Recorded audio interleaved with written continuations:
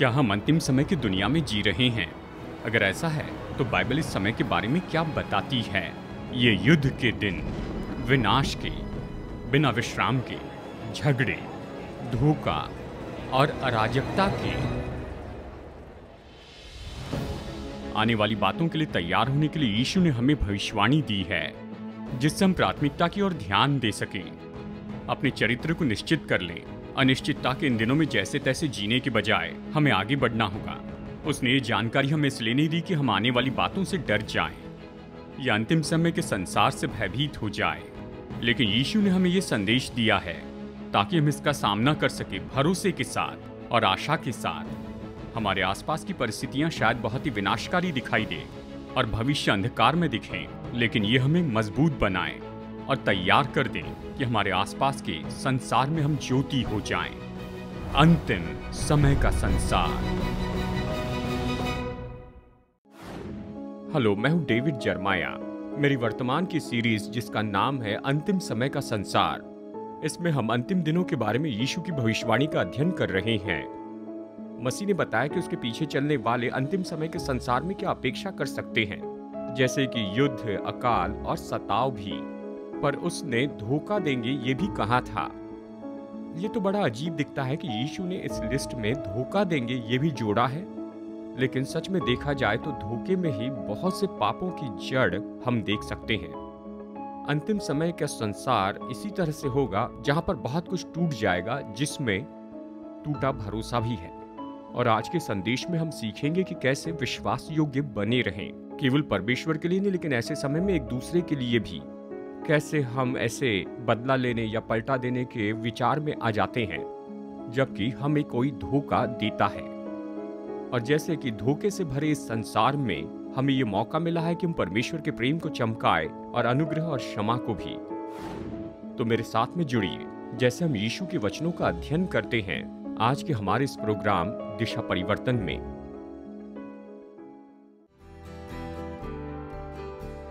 दिशा परिवर्तन देखने के लिए धन्यवाद। तो अभी डॉक्टर जर्मया से उनका संदेश सुनते हैं, धोखे के संसार में विश्वास योग्य रहे।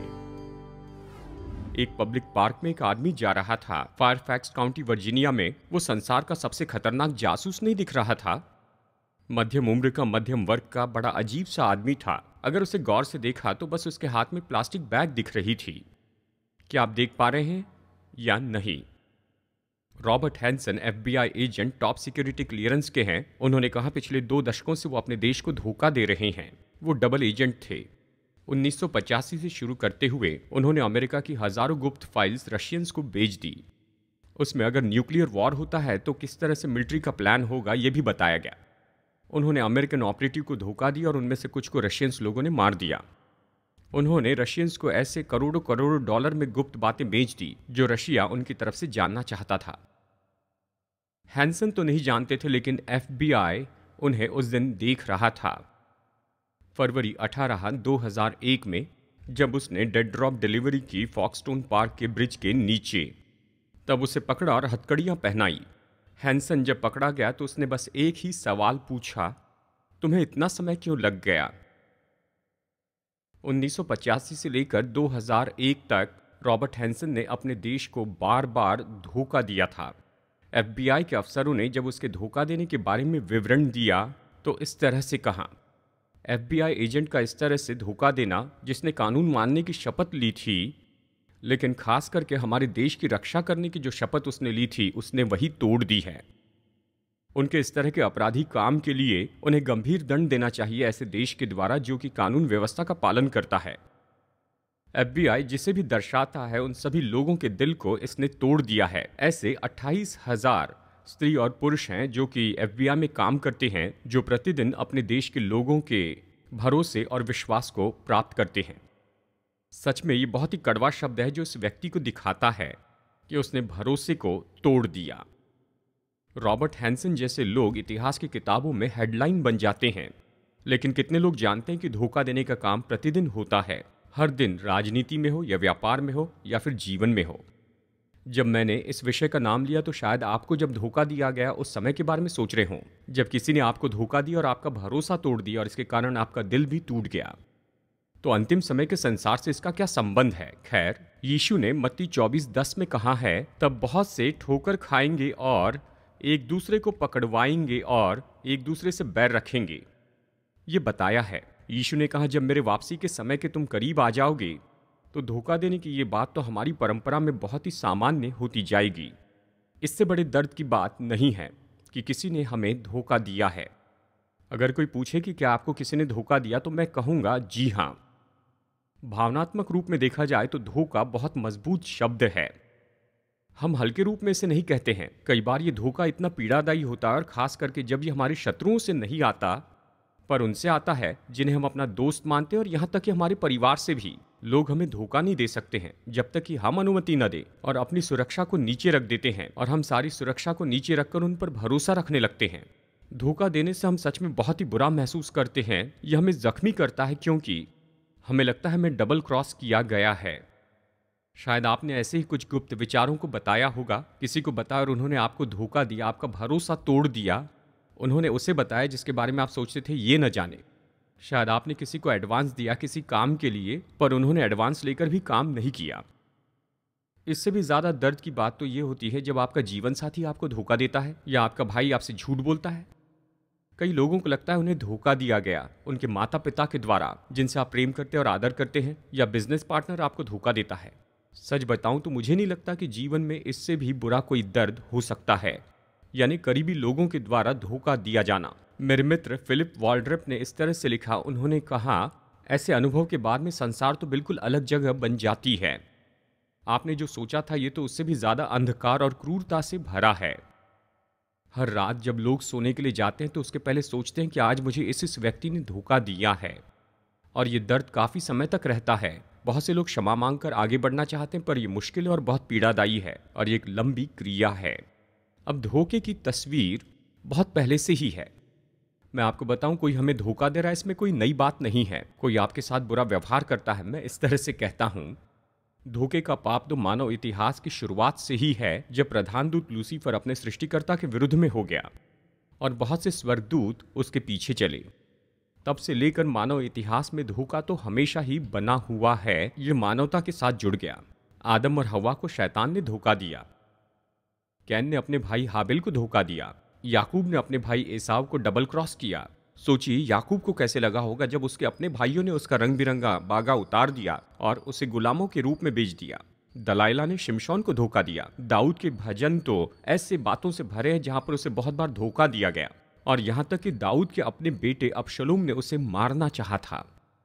बाइबल में ऐसे बहुत से उदाहरण हैं, लेकिन केवल एक ही भयानक ऐसा धोखा है जो शैतान ने पिता परमेश्वर को दिया था, और ये तो यहूदा इस्करियोती ने परमेश्वर के पुत्र को दिया था। धोखा देने वाला यहूदा इस्करियोती। लूका 22:3 और 4 कहता है, तब शैतान यहूदा में समाया जो इस्करियोती कहलाता और 12 चेलों में गिना जाता था। उसने जाकर प्रधान याजक और पहरुओं के सरदारों के साथ बातचीत की कि उसको किस प्रकार उनके हाथ पकड़वाए।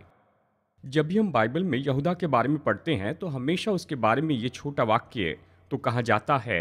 मैं बताता हूँ मैं क्या कहना चाहता हूँ। मत्ती 10:4 यहूदा इस्करियोती जिसने उसे पकड़वा भी दिया। लूका 6:16 यहूदा इस्करियोती जो उसका पकड़वाने वाला था। यूहन्ना 13:2 जब शैतान शमौन के पुत्र यहूदा इस्करियोती के मन में डाल चुका था कि उसे पकड़वाए, तो भोजन के समय, अब खुद को वहां रखिए, जैतून के पहाड़ पर जहां ये सब हो रहा है, यीशु अपने चारों चेलों को ये सब बता रहे हैं। सूरज तो पश्चिमी आसमान की ओर ढल रहा था और यीशु ने जान लिया कि बस कुछ ही घंटों में वो मानव इतिहास के सबसे बड़े धोखे का अनुभव करेंगे, और वो ये जानते थे, इसलिए उसने चेतावनी दी कि धोखा देने वाली आत्मा आ रही है और दिन खत्म होने के पहले वो उसका डंक का अनुभव करेंगे। धोखे का दर्द, फिर धोखे की तस्वीर और धोखे की भविष्यवाणी यह हमें अपने वचन में लेकर आती है। मत्ती 24:10 तब बहुत से ठोकर खाएंगे और एक दूसरे को पकड़वाएंगे और एक दूसरे के बैरी होंगे। क्या आपने देखा कि यीशु की कितनी भविष्यवाणी की प्रतिज्ञा यहाँ पर जैतून के पहाड़ के संदेश में है? ये भावनात्मक जख्मों से जुड़ी है। ये भविष्यवाणी तो भूकंप, मरी और आकाश के चिन्ह से बढ़कर है। ये तो पकड़वाए जाना, धोखा देना और नफरत है जो आज भी प्रतिदिन होती चली जाती है। यीशु का हर एक शब्द पूरे मकसद के साथ है, तो हम उनमें से किसी को नहीं छोड़ेंगे। जो 3 बातें उसने कही कि होगी, हम उन्हें देखेंगे। धोखे के समय में सबसे पहले उसने कहा कि अंत का समय तो निश्चय ही अपराध का समय होगा। ये तो ग्रीक भाषा में बहुत ही दिलचस्प ऐसा शब्द है। अपराध, ये जो शब्द है ये है स्कैंडलाइजो। इसी से हमें शब्द मिलता है स्कैंडल या स्कैंडलाइज। ये शब्द नए नियम में 30 बार उपयोग किया गया है। ये तो जमीन में छिपे हुए फुट ट्रैप के बारे में बताता है, जिसके कारण कोई लड़खड़ा कर गिर जाता है। मैं जानता हूँ आपने अपने जीवन में इसको देखा होगा, चलते समय कंक्रीट का टूटा हिस्सा या पेड़ की खूंट जिससे लड़खड़ा कर आप नीचे गिर गए। यही तो यीशु ने यहाँ पर बताया स्कैंडलिज़ो शब्द के द्वारा। इसके पीछे विचार यह है कि शैतान दूसरे लोगों का उपयोग करता है ताकि हमारे लिए जाल बिछाएं।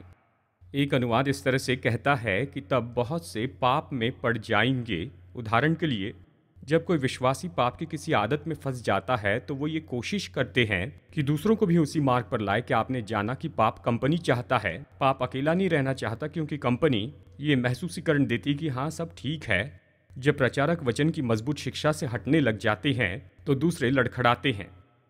जब संसार में विख्यात व्यक्ति अगर नैतिक रूप में गिर जाता है तो कुछ लोग उसके कारण इस तरह अपराध करते हैं। जब मसीह इंस्टीट्यूशन पूरी तरह से असफल हो जाते हैं तो हम देखते हैं कि बहुत से विश्वासी लड़खड़ा कर गिर जाते हैं, बस अपने हाथ ऐसे उठा लेते हैं। जब विश्वासी चर्च या डिनोमिनेशन पाप में आदत को अनदेखा करते हैं तो फिर समाज में इसके कारण कमजोर विश्वासी आता है और उसे मानो उस पाप में जुड़ने का लाइसेंस मिलता है। यीशु ने कहा कि अंत में, देखिए वो चर्च के बाहर के लोगों के बारे में नहीं कह रहे हैं। उसने कहा अंत में जो लोग चर्च में हैं वो तो इतनी लापरवाही से जिएंगे कि अपनी क्रियाओं के द्वारा वो दूसरे लोगों को लड़खड़ाने लगाते हैं। वो दूसरे लोगों को ठोकर पहुंचाते हैं, उनका गलत उपयोग करते हैं और उनके कारण वो लोग गलत दिशा में चले जाते हैं। मैं किसी के बारे में व्यक्तिगत रीति से नहीं करता, हम जानते हैं, आपने इसे पढ़ा है हाल ही के दिनों में। ये ऐसे लगता है कि हाल ही के दिनों में हम उसमें पूरी तरह से जी रहे हैं। जहां भी आप देखें वही है। बाइबल कहती है कि शैतान गरजने वाले सिंह के समान इस खोज में रहता है कि किसको फाड़ खाए। एक दिन मैंने जाना कि उसका सही अर्थ तो ये है, यानी शारीरिक रूप में वो आपको नहीं फाड़ेगा यानी खाने के लिए, लेकिन यहाँ पर फाड़ खाना जो शब्द है इसका मतलब है कि शैतान का मकसद है कि आपके प्रभाव को ही खत्म कर दे। शैतान अगुओं के पीछे इतना क्यों पड़ा है? क्योंकि अगर वो उन्हें नीचे गिरा देगा तो उनके प्रभाव को कम कर देगा और ये बहुत से लोगों पर प्रभाव डालेगा। एक युक्ति है, हम यही तो इसे कहते हैं, ये एक युक्ति है। शैतान इस तरह से लोगों को गिराना चाहता है क्योंकि जब वो किसी प्रभावी व्यक्ति को पकड़ लेता है तो वो केवल उसी व्यक्ति को नहीं लेकिन उसके साथ दूसरे लोगों को भी पकड़ लेता है जिन पर अगुवे का नियंत्रण था। इसीलिए अगुवे के रूप में, प्रचारक और शिक्षक के रूप में हमें प्रतिदिन प्रार्थना करनी चाहिए कि परमेश्वर हमें शत्रु से बचाकर रखें। मैं जानता हूँ आप मेरे लिए इस तरह प्रार्थना करते हैं, मैं आपका आभारी हूँ, क्योंकि इसका बहुत अर्थ है। किसी को ठोकर पहुंचाने यानी बाइबल के अर्थ के अनुसार युक्ति करना कि दूसरे व्यक्ति के आत्मिक असफलता को अपने ऊपर प्रभाव डालने देना है। यीशु ने चेतावनी दी कि ये बात तो बढ़ती चली जाएगी, जैसे हम अंत की ओर आगे बढ़ रहे हैं इसमें ज्यादा तीव्रता होगी, ये बार बार आएगा और ये ज्यादा होते चले जाएगा और हम इसे देख रहे हैं, ये हो रहा है। आप शायद कहेंगे कि हमारे पास इंटरनेट है, इसके कारण ये है, बेहतर कम्युनिकेशन के कारण है। मुझे नहीं लगता, मैं बस यही कह रहा हूं कि हम इसी में हैं और बाइबल कहती है कि यही तो होगा, अपराध का संसार। और उसी के साथ में यीशु ने उसी वाक्य में कहा धोखे का संसार। खैर, धोखा शब्द तो नए नियम में सामान्य रूप में उपयोग किया गया है, 121 बार उपयोग हुआ है और इसके लिए दूसरे बहुत से ऐसे शब्द उपयोग किए गए हैं, यानी दे देना, धोखा देना, पकड़वाना। मत्ती अध्याय 24 के संदर्भ में यह ऐसे विश्वासी के बारे में बताता है जो सताव से बचना चाहते हैं या खुद को धर्मी ठहराना चाहते हैं और वो तो दूसरे विश्वासी को न्याय के लिए पकड़वाते हैं। दूसरे शब्दों में, आप दोस्त को पकड़वाते हैं ताकि आप सुरक्षित रहें, दोस्त को धोखा देते हैं कि खुद की रक्षा कर सके। एक बार फिर से मत्ती 24:10 का सबसे दुखद वाक्य तो ये है कि एक दूसरे को पकड़वाएंगे। आप कहेंगे ये इतने दुख की बात क्यों है? ये चर्च के बाहर के लोग नहीं हैं जो लोगों को पकड़वाएंगे, नहीं, ये विश्वासी है जो विश्वासी को पकड़वाएंगे। विश्वासी एक दूसरे को पकड़वाएंगे, खासकर ऐसे लोग जो विश्वासी होने का दावा करते हैं, जो सच्चे विश्वासियों को पकड़वाएंगे। मैंने बाइबल में से पकड़वाने के ऐसे बहुत से उदाहरण दिए, शायद एक और है जो आप नहीं जानते हैं, इसके बारे में आप नहीं जानते, ये पौलुस के लेखों में छिपा है पर यह प्रकाशन से भरा है, इसलिए मैं आपको बताता हूँ। और ये सिकंदर के बारे में है जिसे सिकंदर ठटेरा कहते हैं। बहुत से विद्वान मानते हैं कि पहला तिमोथी 1:20 में सिकंदर वो व्यक्ति था। वो तो इफिसुस में कलीसिया में जाने वाले लोगों को परमेश्वर के बारे में झूठी बात बताता था। पौलुस ने उसे कलीसिया से निकाल दिया और फिर उसके साथ उसने हाइनेमियस को भी निकाल दिया। पहला तीमुथियुस 1:20 के अनुसार, जिन्हें मैंने शैतान को सौंप दिया कि वे परमेश्वर की निंदा करना न सीखे। शैतान को सौंपना नहीं चाहिए, लेकिन पौलुस ने ऐसा ही किया था। उसके बाद में क्या हुआ देखिए, बहुत से विद्वान ये विश्वास करते हैं कि ठठेरे सिकंदर के दिल में पौलुस के बारे में कड़वाहट थी और कई बार रोमी अधिकारियों के द्वारा उसने पौलुस को पकड़वाया था। इसी के कारण शायद अंत में त्रोआस में पौलुस पकड़वाया गया, और ये सब तो कलीसिया के उन सबसे भयानक दिनों में ही हुआ था जब सम्राट ने घोषित किया कि विश्वासी लोग तो सरकार के दुश्मन हैं। अगर ये सब बातें सही हैं, सिकंदर ठठेरे ने जो उसे पकड़वाया था उसके कारण वो जेल में गया, उसे परखा गया और मसीह इतिहास के सबसे बड़े मिशनरी को इस तरह से मार दिया गया। अंतिम अध्याय जो माना जाता है कि पौलुस ने लिखा, जो कि दूसरा तीमुथियुस में है, वो यही तो कहता है, क्योंकि देमास ने संसार को प्रिय जानकर मुझे छोड़ दिया है, केवल लूका मेरे साथ है। मरकुस को लेकर चला आ, क्योंकि सेवा के लिए वो मेरे लिए बहुत काम का है। जो बागा मैं त्रोआस में करपुस के यहाँ छोड़ आया हूँ, जब तू आए तो उसे और पुस्तकें, विशेष करके चर्म पत्रों को लेते आना। सिकंदर ठठेरे ने मुझसे बहुत बुराइयां की हैं।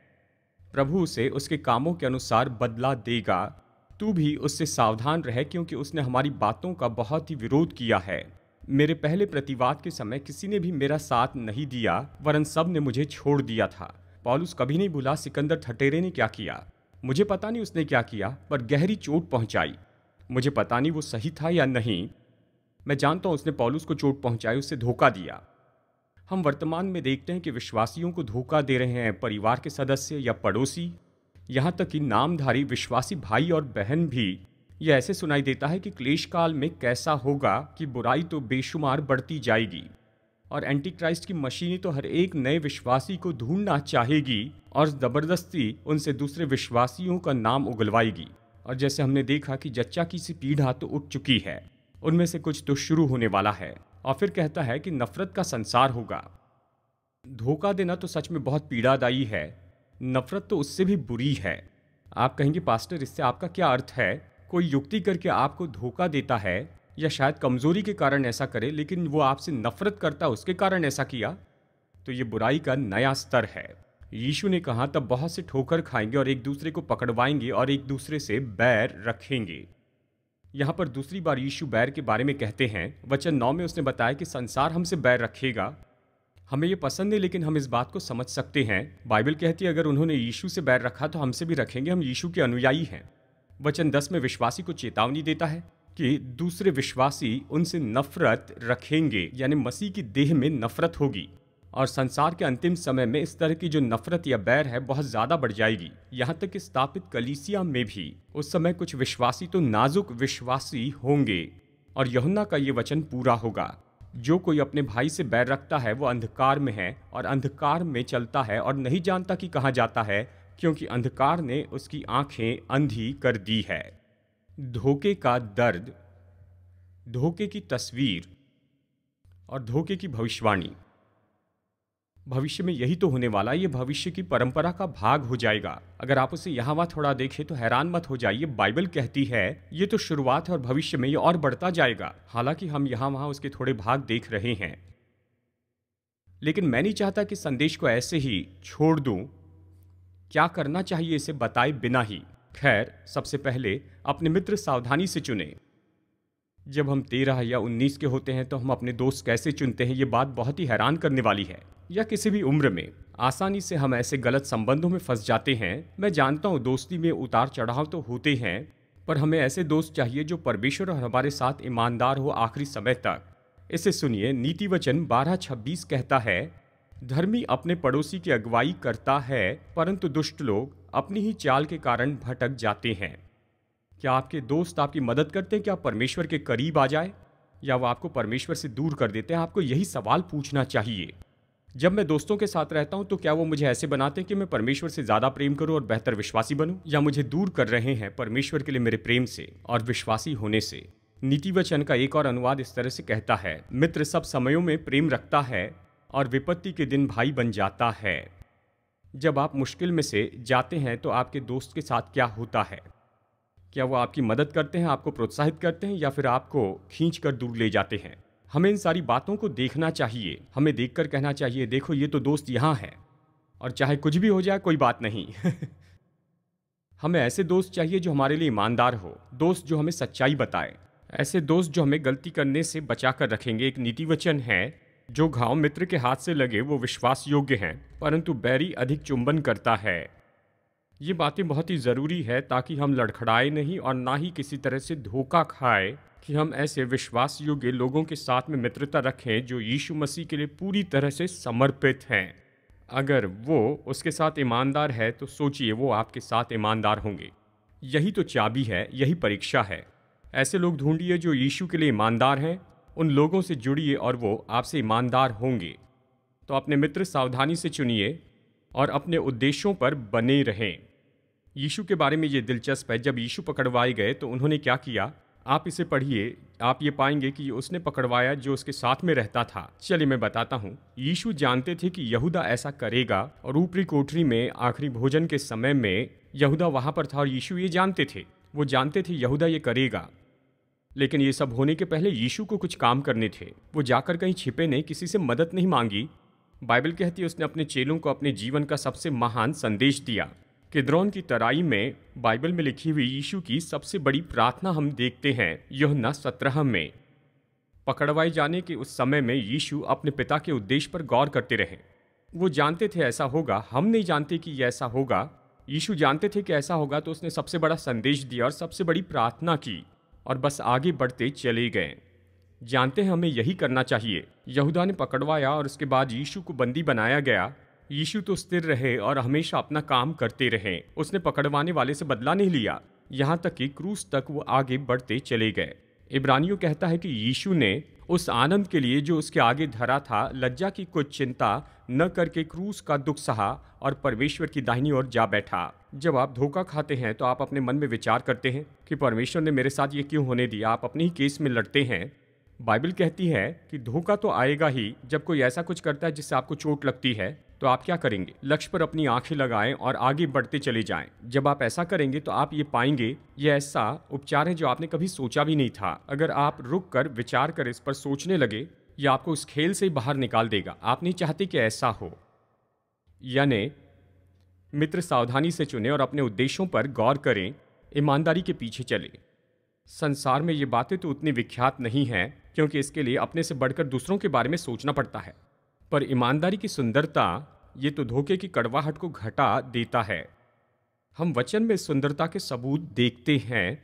प्रकाशित वाक्य 2:10, जो दुख तुझको झेलने होंगे उनसे मत डर, क्योंकि देखो शैतान तुम में से कुछ को जेल खाने में डालने पर है ताकि तुम परखे जाओ। तुम्हें 10 दिन क्लेश उठाना होगा।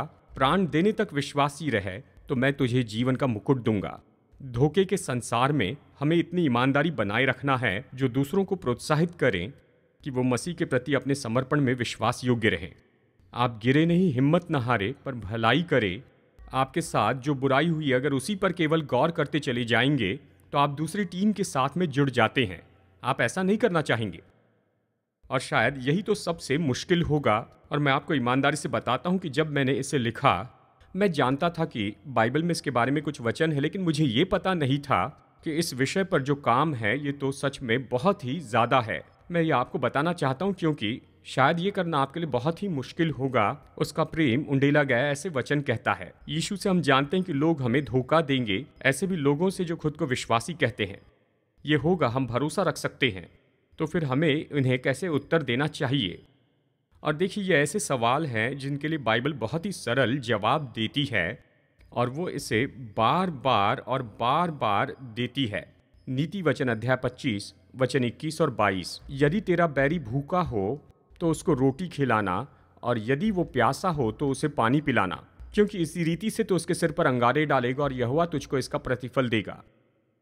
मत्ती 5:43, तुम सुन चुके हो कि कहा गया था अपने पड़ोसी से प्रेम रखना और अपने बैरियों से बैर, परंतु मैं तुमसे कहता हूं कि अपने बैरियों से प्रेम रखो, श्राप देने वालों को आशीष दो, अपने से नफरत करने वालों की भलाई करो और अपने सताने वालों के लिए प्रार्थना करो। शायद आप मुझसे इस समय ये कहेंगे कि आप मजाक कर रहे हैं, और फिर देखिए रोमियो अध्याय 12 में, अपने सताने वाले को आशीष दो, श्राप नहीं। बुराई के बदले बुराई न करो, जो बातें सब लोगों के निकट भली है उनकी चिंता किया करो। और जहाँ तक हो सके तुम भरकस सब मनुष्यों के साथ मेल मिलाप रखो। हे प्रियो, बदला न लेना, परंतु परमेश्वर के क्रोध को अवसर दो, क्योंकि लिखा है, बदला लेना मेरा काम है, प्रभु कहता है, मैं ही बदला दूंगा। यह ऐसा समय होता है जहाँ पर आप परमेश्वर का काम करने की कोशिश करते हैं। ये उसने कहा ये उसका काम है कि बदला लेना चाहते हैं, यानी आप उसका काम करना चाहते हैं, उसे उसका काम करने दीजिए और आपको जो करना चाहिए वो कीजिए। फिर पहला पत्रस 3:9 में वो ये कहता है, बुराई के बदले बुराई न करो और न गाली के बदले गाली दो, पर इसके विपरीत आशीष ही दो, क्योंकि तुम आशीष के वारिस होने के लिए बुलाए गए हो। बाइबल कहती है कि हमें स्क्रिप्ट पलटा देनी है और इसे शत्रु के हाथ से ले लेना है और उस पर नियंत्रण करना। इसे कैसे करेंगे? जब लोग हमें चोट पहुंचाते हैं, हम उन्हें आशीष देने के लिए अलग अलग रास्ते ढूंढते हैं। फिर अगला है, परमेश्वर के चरित्र पर भरोसा रखें। और इस कारण मैं ये अंतिम सुझाव देता हूँ, यूसुफ ने आखिरकार यही निष्कर्ष निकाला, कई साल तक अपने भाइयों के धोखे को याद रखा।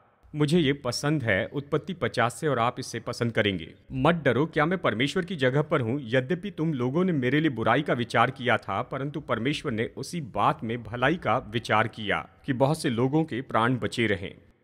जब सिकंदर ठठेरे ने पौलुस को इस तरह से पकड़वाया था, पौलुस आखिरी किताब लिखने पर था, दूसरा तीमुथियुस, और इस विचार के साथ कि वो अपनी दौड़ दौड़ेगा और अपने विश्वास को बनाए रखेगा।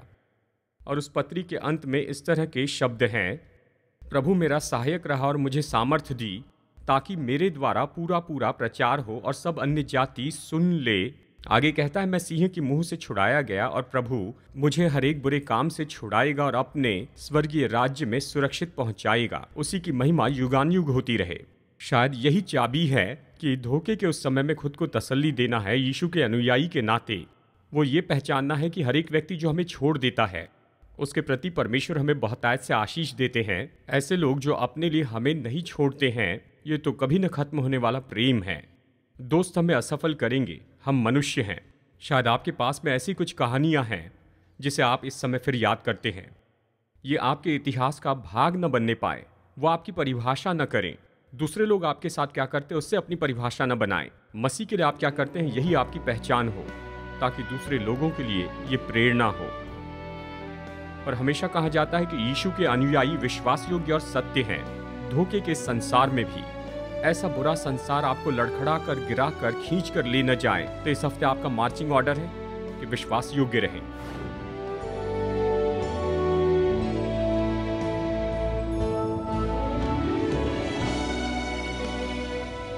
दिशा परिवर्तन में आज मेरे साथ जुड़ने के लिए धन्यवाद। जितना ज्यादा हम वचन का अध्ययन करेंगे, उतना ज्यादा हम समझेंगे कि हमारे प्रेमी परमेश्वर चाहते हैं कि हम में से हर एक व्यक्ति के साथ व्यक्तिगत संबंध रखें। अगर आप ये संबंध शुरू करना चाहते हैं और निश्चित होना चाहते हैं कि आप मसीह के साथ अनंत काल बिताएंगे, तो बस अपने पापों से पश्चाताप कीजिए और प्रभु यीशु से कहें कि वो आपके प्रभु और उद्धारक हो जाएं। अगर आपने विश्वास का ये कदम उठाया है, तो मैं आपको प्रोत्साहित करता हूँ कि दूसरे विश्वासियों को अपना निर्णय बताइए, या विश्वास योग्य सेवकाई को, या लोकल चर्च को, और अपने विश्वास में निरंतर बढ़ते जाएं। परमेश्वर आपको आशीष दे। अगली बार आपसे मुलाकात की आशा है, यहीं पर दिशा परिवर्तन में।